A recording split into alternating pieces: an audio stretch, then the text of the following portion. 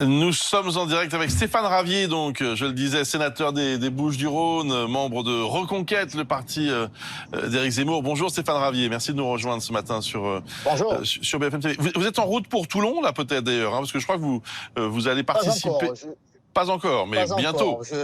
Je participe aux cérémonies de commémoration de la fin de la Première Guerre mondiale. Vous savez, c'est ces Français qui sont morts pour que la France reste française. Et nous sommes sur le terrain. Éric Zemmour est lui le leader politique, le seul à être proche des Toulonnais, proche des Provençaux, proche des Français, conscient que la politique d'immigration massive est insupportable et depuis longtemps en réalité.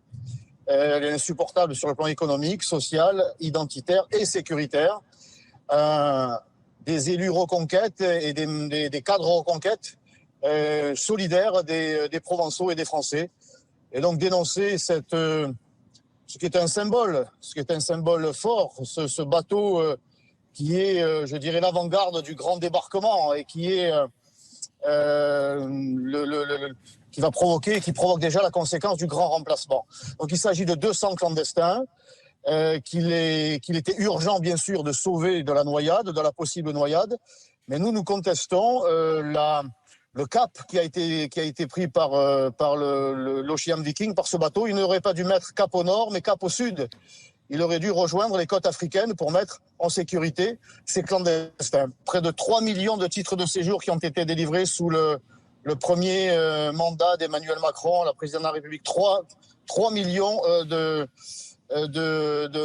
titres de séjour. Donc écoutez, c'est absolument insupportable. On nous resserre à chaque fois le même discours, ça sera au cas par cas. Et puis c'est la régularisation générale, massive. En France, il y a chaque année 12 000 expulsions pour 40 000 régularisations.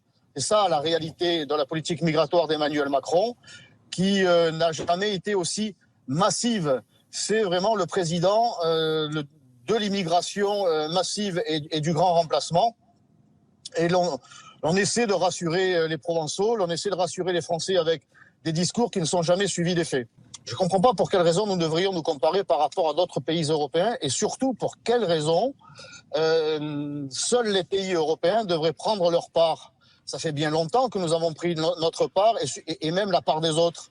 Pourquoi ne parle-t-on jamais des pays au nord de l'Afrique, les pays du Maghreb? Pourquoi ne parle-t-on pas de la nécessité d'accueillir ces migrants dans les pays plus riches, les pays du Golfe par exemple, qui débordent d'argent, de moyens? Et pourquoi serait-ce encore à l'Europe, qui est dans une situation économique, sociale, sécuritaire, extrêmement tendue? Nous avons déjà près de 10 millions de pauvres dans notre pays, à Marseille, puisqu'il était question aussi de les accueillir. Et nous en accueillons chaque jour, cher monsieur. Ce bateau, c'est encore une fois l'arbre qui voudrait cacher la forêt de l'immigration massive. Il y a, je dirais, une actualité Ocean Viking, une actualité SOS Méditerranée, mais c'est chaque jour que des milliers de clandestins franchissent la frontière. Sans compter bien sûr l'immigration plus ou moins légale. Donc il ne faudrait pas voir l'immigration seulement à travers ces 200 clandestins, mais la réalité c'est que c'est toujours les mêmes qui accueillent, c'est toujours les Européens et en particulier les Français, alors que nous sommes dans une situation économique extrêmement tendue, 10 millions de pauvres, il y a encore 4 à 5 millions de chômeurs réels à Marseille. À Marseille, c'est 30% des Marseillais qui vivent en dessous du seuil de pauvreté. Une crise du logement sans précédent, des dizaines de milliers de logements en souffrance. Et l'on voudrait nous faire croire que nous sommes en mesure d'accueillir des individus qui sont démunis de tout et qu'il faudra assister en tout. J'ai entendu la militante immigrationniste de France, terre d'asile. La France, c'est la terre des Français. Et quand l'on a, je dirais, le malheur de voir son pays en guerre et que l'on a entre 20 et 50 ans, eh bien la guerre, il ne faut pas la fuir, il faut la faire. Il faut défendre sa patrie et défendre sa famille, parce que ces clandestins qui se trouvent sur ce bateau, l'Ocean Viking, sont essentiellement des hommes. Ils ont donc laissé femmes et enfants, et familles en général, dans un pays en guerre, ce qui n'est pas la preuve d'un très grand courage. Ce sont essentiellement en réalité des réfugiés économiques. Et nous ne réglerons pas les désordres du monde par une immigration massive en Europe et en particulier en France. Moi, je suis sénateur de la République française, conseiller municipal de Marseille. Ce qui m'intéresse, ce pour qui j'ai été mandaté, par qui j'ai été mandaté, c'est pour servir les Français. Et il est dans l'intérêt de tous les Français que cette immigration massive cesse parce qu'elle est source de désordre interne dans notre pays, de désordres économiques, sociaux, sécuritaires. Le ministre de l'Intérieur a fait savoir que 55% des actes de délinquance et de criminalité à Marseille sont le fait d'étrangers. Donc cette immigration massive, car je le dis, ce bateau, c'est une forme de diversion. Oh, ils ne sont que 200. Mais c'est chaque jour qu'il y a des milliers d'étrangers qui pénètrent dans notre pays, qui sont démunis de tout et qu'il faut assister en tout. Je rappelle, j'étais il y a quelques jours porte de la Chapelle à Paris.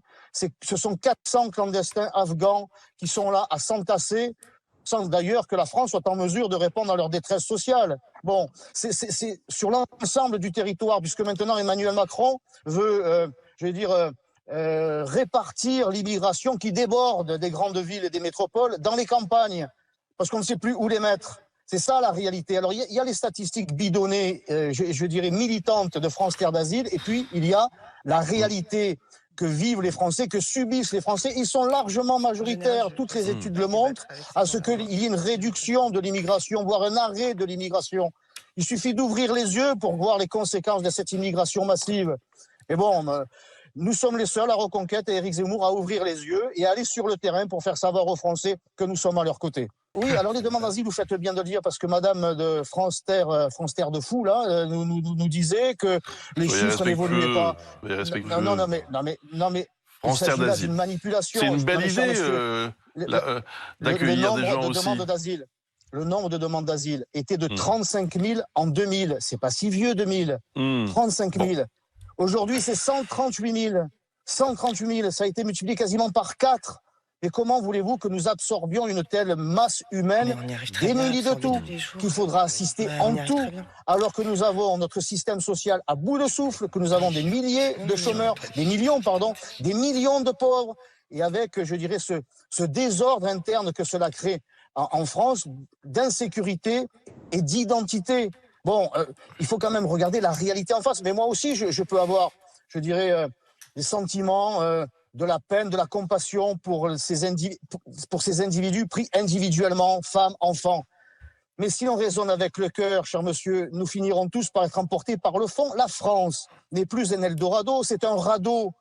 À force de charger la mule, nous finirons par être emportés par le fond tous ensemble. Bien. Nous n'avons plus les moyens d'accueillir qui que ce soit.